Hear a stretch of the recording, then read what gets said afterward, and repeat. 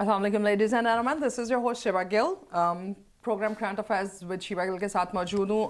आजकल हम आपकी मुलाकात करवा रहे हैं डिफरेंट कमेटी कन्वेनर्स जो Lahore chamber of commerce industry के लिए।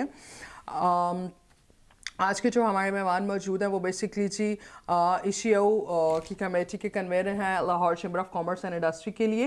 That is basically economic corporation organisation, जो कि एक कमेटी है डिफरेंट जो बायलैटरल रिलेशनशिप हैं डिफरेंट कंट्रीज़ के साथ उसको प्रमोट करने के लिए, और पाकिस्तान और इन पर्टिकुलर एलसीसीआई के जो बिज़नेस है और इकोनॉमी सर्कल है उसको बेहतर करने के लिए और उसको एक्सपैंड करने के लिए। डायरेक्टर हैं जी वर्सिक इंजीनियरिंग कॉरपोरेशन के, जो कि बुखारी ग्रुप का हिस्सा है, and that is since 1958. It's a long group, so as a director वो different companies में अपनी different responsibilities जो हैं उनको भी सारे अंजाम दे रहे हैं, और former बोर्ड मेंबर भी रह चुके हैं Lahore chamber of commerce and industry के। सो आपको मिलवाते हैं हमारे आज के जो मेहमान और सब मौजूद हैं। आकिब आसिफ साहब, अस्सलाम वालेकुम सर। वालेकुम अस्सलाम। Welcome in the show. Thank you so much for having me. So, as player, I'd like to start up with your committee, sir. That is ECO. So, tell us that how your committee is working, and since quite long you've been executive member for LCCI, and now you're representing the committee that is a very core one for promoting the business and creating the B2B relations. So, how is it going, sir? The ECO, which is the Economic Cooperation Organization, Right, sir. is actually a regional trade organization established in 1984 by the three founding members, Pakistan, Iran, and Turkey. Okay. So, for the past couple of years, we are working under this committee to promote the bilateral relation with our neighbors. And with our neighbors, especially, it comes with Iran and Afghanistan. Okay. And particularly with Iran, we are working to establish the ties because there are certain commodities that we have in necessity, which can fulfill Pakistan's desire for a better, industrialization process. Per se, our country is facing some dire energy crisis, and we believe that Iran can be that one partner that can resolve a lot of issues for us. And so the past couple of years, we are ensuring that the trade relations between both the countries are established in a way that there are more and more B2B relations, and the trade can actually be moved towards a more documented economy. Exactly. So we're already doing trade with Iran. So recently, last week or a few days ago, and there's been a recent visit to Iran of Lahore Chamber of Commerce and Industry, and it's been said a very successful visit and very good meetings with their government representation and with their chambers. So you tell us about that delegation. How did it go, and what are the business prospects we see there? So the delegation went last week, I think on the 20th. I was part of the delegation. Okay. It was led by the President of Lahore Chamber of Commerce, Exactly. Mia Noman Kabir. Our senior Vice President, former Khwaja Shahzad Nasir was there as well. Yeah. And Bhatt Saab, who's also our executive committee member, was there.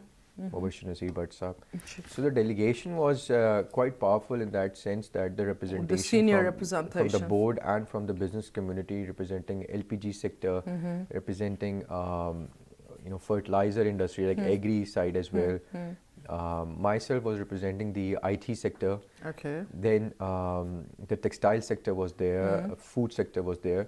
So overall, the delegation from Pakistan was a multi-sector and had the potential to bring or to establish the relations with Iran in the commodities that we think are mutually beneficial. Okay. During our visit, we visited the Tehran Chamber, which was our main host. The Tehran Chamber visited Lahore Chamber a couple of years back in 2019-20, I guess. Their president was here along with the Iranian ambassador, and that was the first time Tehran Chamber actually visited and invited us to come to Tehran.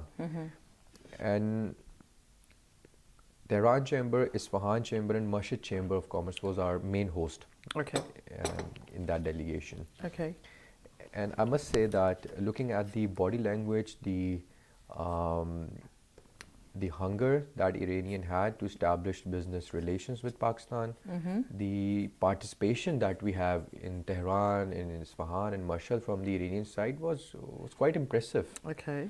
And we were happy to note that as the government the new government that came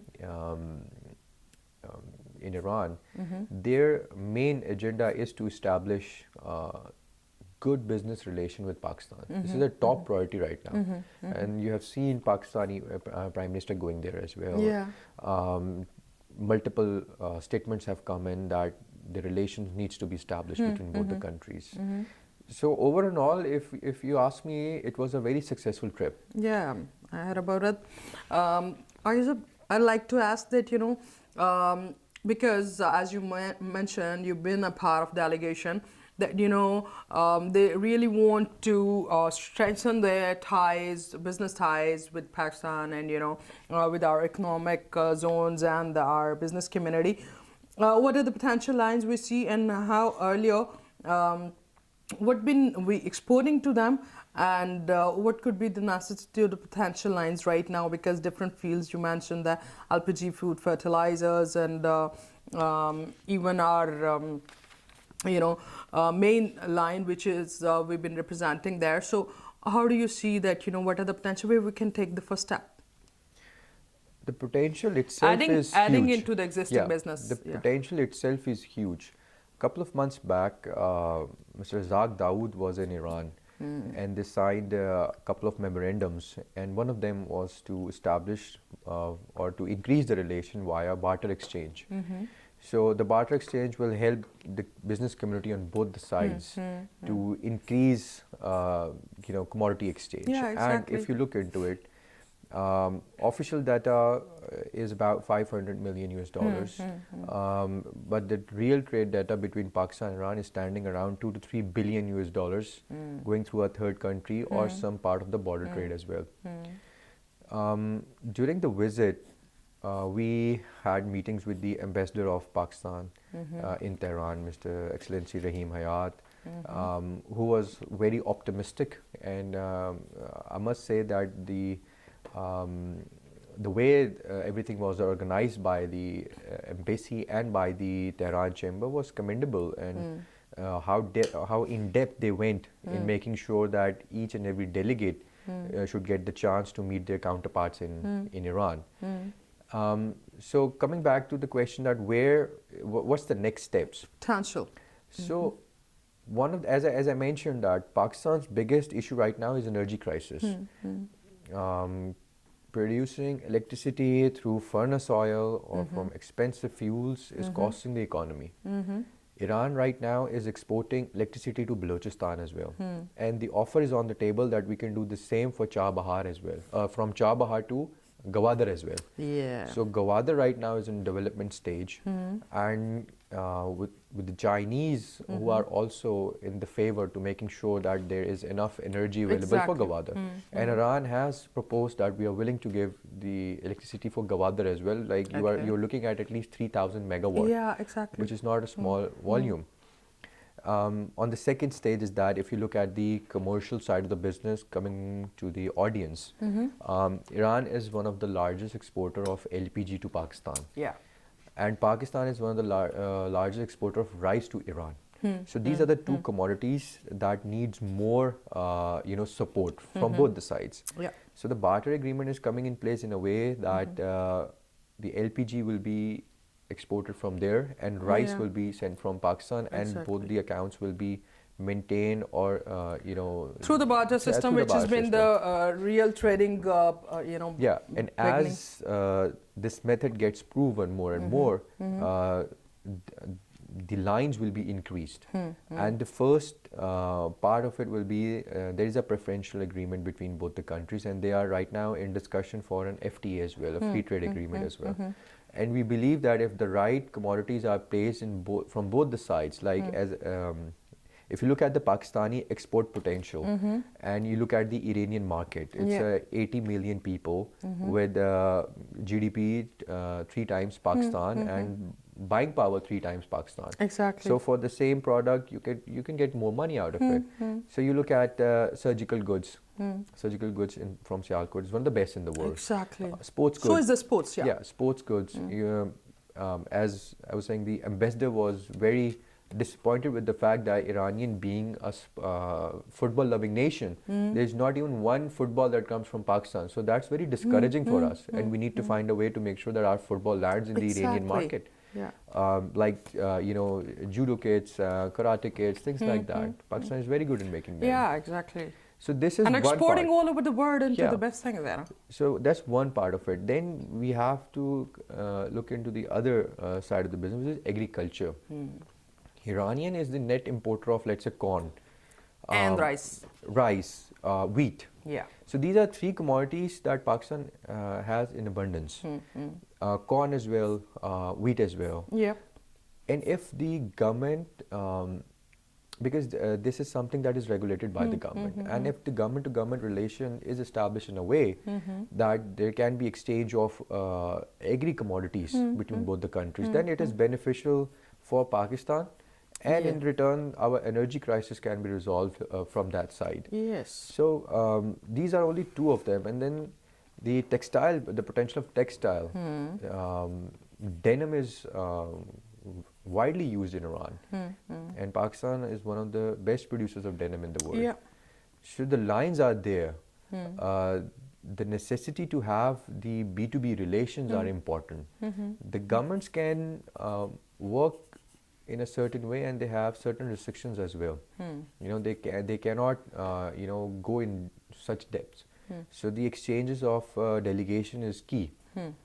And through your platform as well, I will urge other chambers as well, like Sialkot, like Faisalabad, to go to Iran and see themselves. The requirements and, to put the... Because Lahore chamber itself is more, it's an industry, but it is more towards, if you look at it, our, plastic industry or coating industry, food not industry. Not much in agro or into sports products. Yes. So the specialization comes with Sialkot chamber or Faisalabad chamber. And Faisalabad, yeah, exactly. And they need to go to Iran and see the potential themselves, that what can be done between both the countries as well.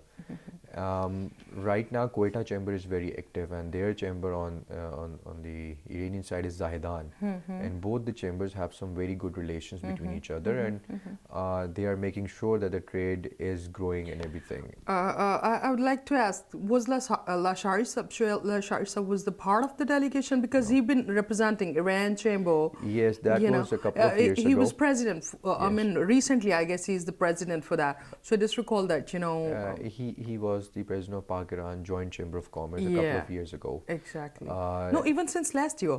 Yeah, but he's not right now, but he was not part of the delegation. However, he had some encouraging remarks, and he is always, very active in promoting the relations between both the countries. And I spoke to Uncle before going, and as I mentioned, that he's always in favor of, making sure that promoting business and good B2B relations. Exactly. Aqib Asif साहब हमारे साथ मौजूद हैं, बातों को सिलसिला जारी रखेंगे। यहाँ पे वक्त छोड़े से ब्रेक का, stay tuned with us.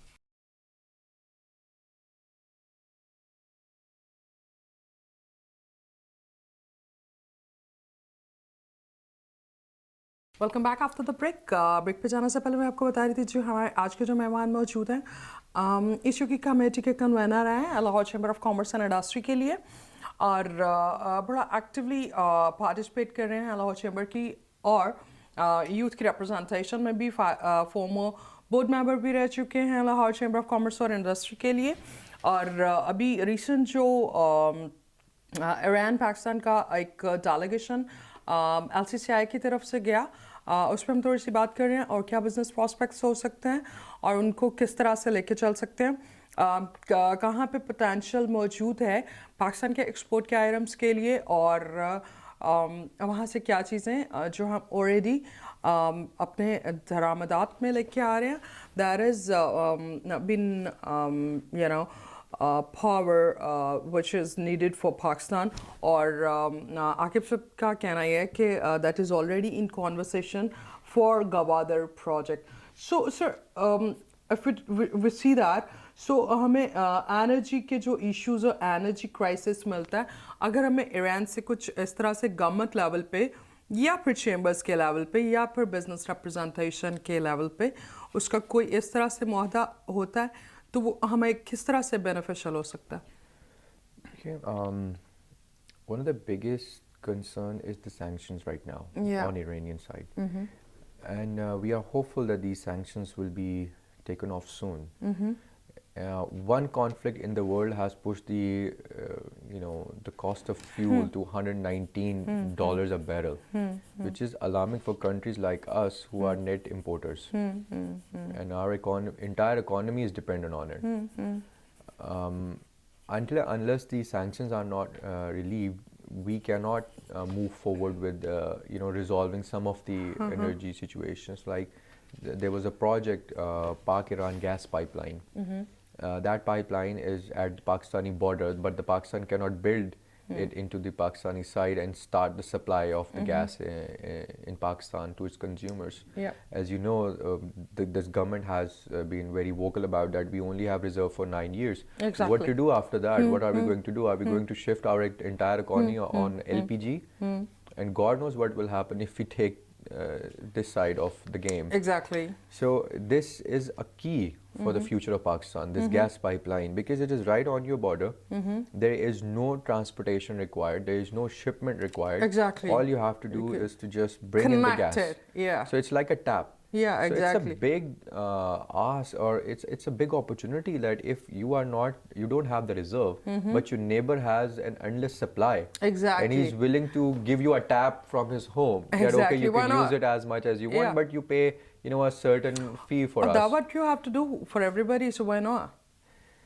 But there are some complications to this, and we are hopeful that one day it will be resolved as a in the interest of the country. Because if we keep doing what we are doing, eventually we will end up with dollar being at 300 rupees. Eventually we will end up with no gas reserves. We will end up being the net importer of everything, because our industry cannot sustain such high input cost. And what will happen at the end? More job losses. Exactly. More unemployment, more industrial units going to shut down. It is right now very hard to survive for any industrialist right now. Government have a different perspective. I would like to ask you here on this particular point. The government says that into the figures, we are better in exports, we are better in revenues, we have sell more cars than any other last 5 years, and we have sold many good branded vehicles through the Pakistan and all. It could be 100,000, 200, or maybe maximum 300,000 of the branded cars or so. How do you see that? And they say people are putting countless money in, since last 2 years in this construction business, and we all are witnessing it, that a lot of people, even the person every time they can hire it, is jumping into it. Why is it so? And government say they have more than enough money, so why you guys yelling? So what's your point on this, sir? Look, if you look at the auto policy, as you just rightly mentioned, the auto policy states that you have to establish the units in Pakistan. Exactly, not to import the cars. Yeah. And one of the this is my understanding of the policy. I might be wrong about it, but when I read the policy, it stated that any company who is coming under this greenfield policy can establish their industrial units, will have certain relaxation in terms of its taxations and everything, and they can bring 100 CBUs. And it should be strict rather. Yeah. No, it said specifically that you can import about 100 completely built unit. Exactly. So you can bring into the country and you do your test drives, you can do your samples, you can let the the audience know what is happening. See the response, manufacture here, get the things Exactly. planted So what here, happened to those 100 CBUs, and instead of 100 CBUs, people are importing 25,000 units. So if you look at as a layman, I ask you that, okay, this is the policy. Can you invest 30, 40 million, 50 million US dollars as an initial investment to Exactly. kickstart, maybe a 5,000 cars Exactly. unit in Pakistan? You said, of course, we can do that.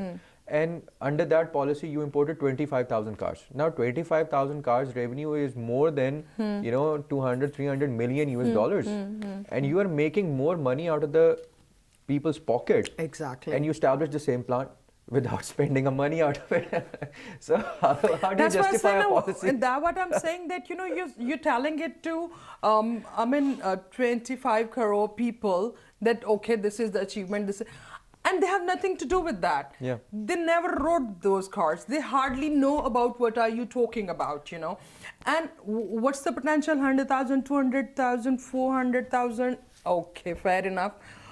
You are making your economy on highlight onto the purchasing or the potential of 300, 400,000 people. Yeah. Out of 25 250 million people, and you're comparing it with the to economy of 300,000. 300,000 people. Yeah. So what about the rest? Exactly. This is the point. And eventually it's going to crash. And it's going to crash so badly that nobody will be able to control this effect. And you're showing it export number, and you are with the slogan that we have to boost the exports because that's the key of success. We have to decrease the imports. Are you giving or providing those raw materials which is giving the final product to export it? If I look at some of the work that the government has done, let's talk about some of the positives that has happened in over the past 3.5 years as well. Yes, on most of the levels, there's a big governance issue. The engineering sector, for example, before that, most of our exports are dependent on only textile. One of the things government has to look into it as well. They keep on saying that we're going to cross 30 billion mark in terms of export, but you have to look, what about the quantity? Because you have depreciated the dollar to almost 80% now. Exactly. It's coming to 180 from 100. Let's say from 120, because the last stages were 115. So let's say 60% has been depreciated. So 60% depreciation is there. So is this increase is because of this depreciation, or the quantities has increased? That is something you have to see as well in terms of export.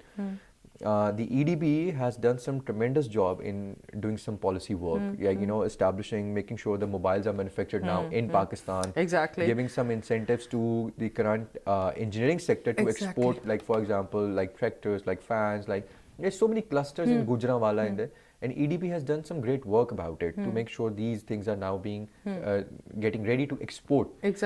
But what about the input cost? The input cost is going to be the biggest concern for everybody. Are you meeting the cost of doing business? Yeah, that's what I'm saying. That if you can control dollar, if you are becoming net importer of, you are dependent on the fuels, and your resources are depleting. But let's talk about in the last 3-4 years what achievements. Tell me any 5 achievements by the government of Pakistan as an Air Pakistan. Okay, if I look into this, number one, the policy work that is done on the engineering side, especially for the engineering sector, they were able to bring a small and medium enterprises policy, which is very good. Access to finance, they are trying to give to the small and medium enterprises. Appreciated about that. Yes, I would also say the work that they have done for the health sector in terms of giving this new health card. I appreciate that. And if I look at one or a couple of more things, I think some of the incentive that government were able to give in the COVID situation was also appreciated. Yeah, exactly. Because to the poor people, it was needed. It was not just on that side. I think it was done on the business sector as well. And for what I see, most of them did receive that incentive as well. So if you look at overall side of the government, they did some good work as well. What business lines, I might be mistaken, what business lines been accommodated by government in COVID? It was done on 2 bases. One of them was that for the large scale manufacturing, and for the medium scale that has registered medical employees. side. No, no, not the medical side. Okay. People who had registered businesses, like everybody in Lahore Chamber is registered, and if under registration you have documented salaries to give, then the banks were willing to facilitate you in financing some of your salaries, so you don't lay off your staff. That was one thing that was done by the government. The second thing that was done by the government was that they subsidized the electricity bills for the smaller Yeah, enterprises. exactly. So for the smaller enterprises, That what is agreeable. the funds were given to the energy department, and the bills were subsidized for them. Yeah, they were. So it was a good effort by the government in those harsh circumstances. But one of the major concern was that some of the policies that they should have done in the first 6 months or 8 months, the reason that people supported them in the beginning, they were unable to do that. Yeah. Which created the ripple that now we are standing in a situation that it's a point of no return. And even if you do it now, it will take another 3 years to come back on the track. So there's also depreciation in the price of petrol. We have seen recently 10 rupees kam ho gaye. It's a town talk. 10 rupees kam ho gaye, 10 rupees That's kam ho just gaye. political talk. Like you increase the petrol by 10 rupees first and then you reduce it again by 10 rupees. These are just political gimmicks. I don't want to get involved into that. Okay, let's get over it then. In that case, gimmicks. Okay. The government has a lot to offer. Weren't they prepared? They were not. They were shouting it since last 8 years that, with the paperwork, with the bills and everything, in that scenario, if you come and you say, I didn't know this was the situation, and this was the card you played with the people, that, okay, this is the thing, there's a flaw, I can't figure it out exactly into the numbers, but there was a particular number of 100 अरब की corruption रोज की हो रही है. So उसमें से 10 अरब भी नहीं रोज के बच रहे. I mean, where's it corruption going? तो अभी भी हो रही है ना. The corruption industry is actually What was higher the homework? in this one. What could be the homework? I would only say one thing. I would only say one thing about this. Consider that there are 5 people sitting here, and they've been sitting here for 5 years, and they know what is going on. They know some documentation that people standing on that door doesn't know. Okay. But when you are standing on the door, you are shouting a lot of things because you've been told about only the things that needs to be known. Might you have a paper copy as well? Until and unless you sit on that chair, you would not know what are the secrets. This is the part of the power politics, because there are certain things you are not told, even though you are you run a big campaign, you have support of the the people or whatever, but until you are sitting on that chair, you won't be told some certain secrets. But when you sit on that chair, once you know what exactly that, okay, it is, these were the complications, but we were planning according to the overall situation, but the actual reality is something else. This was the biggest concern. This was the biggest shock, I would say, that came for this government, that the actual reality, they were saying about something else. The actual reality when they sat on those chairs was something else. Okay. The foreign policy issues and how foreign policy is actually dictating our economic policies as well, and our economic policies and how they are being manipulated by some exactly agendas. whatsoever, X, Y, and Z. Sir, here is very important is this: I'm still optimistic from this government. I'm still optimistic from the honesty or the vision from of our Prime Minister. The way he wanted to youth to lead the country and the business. In optimistic situation, what the policy measures they can take, because we have nothing to do with politics. We are with every government who comes and do better for the economy of business community and for us. So keeping that in mind, what policy measures can be taken from the government in their these days, which could be last year before a new tenure starts? If you ask my honest Is your opinion, expert opinion? Yeah. No, I won't say expert opinion, because now the time has passed for the You're expert learning opinions. it, so of course you get it into it. The honest opinion right now is that we have unfortunately going into a point of no return. The incentives are going to be left only for those who can afford those incentives, and not for the smaller scales. Yeah. So we have to make sure that somehow we control the food prices. Yeah. Somehow we control the input cost for the businesses. Somehow we control the energy crisis. You know, you are not allowing anybody to set up solar plants anymore in the country. Yes, sir. Why? Because solar can be established in a period of 1 year. And on any scale, it can be established. There is enough space in Bahawalpur. And many people are switching and getting good responses of And this, you know. I agree with the government on certain ways. The mafia, yes, it is there. But we have to stop it. We have to stop it. Something that can be transported at a cost of 2 rupees per unit. I'm talking about electricity. It's Yeah. called the wheeling charges. Yeah. So 2 rupees from point A to the industry. 2 rupees. For that we are being charged 17 rupees. Yeah. What are you going to do about it? And the government itself knows about it, but they are unable to make decisive actions. Yeah. So then the question would rise, okay, you want to be optimistic about it, but you were voted so you can take those hard decisions. Exactly. When the entire If you country was can't- standing with you in the beginning that please go ahead, make those decisions, but you were unable to make those decisions and now you're saying that we can't make those decisions, then what's the point?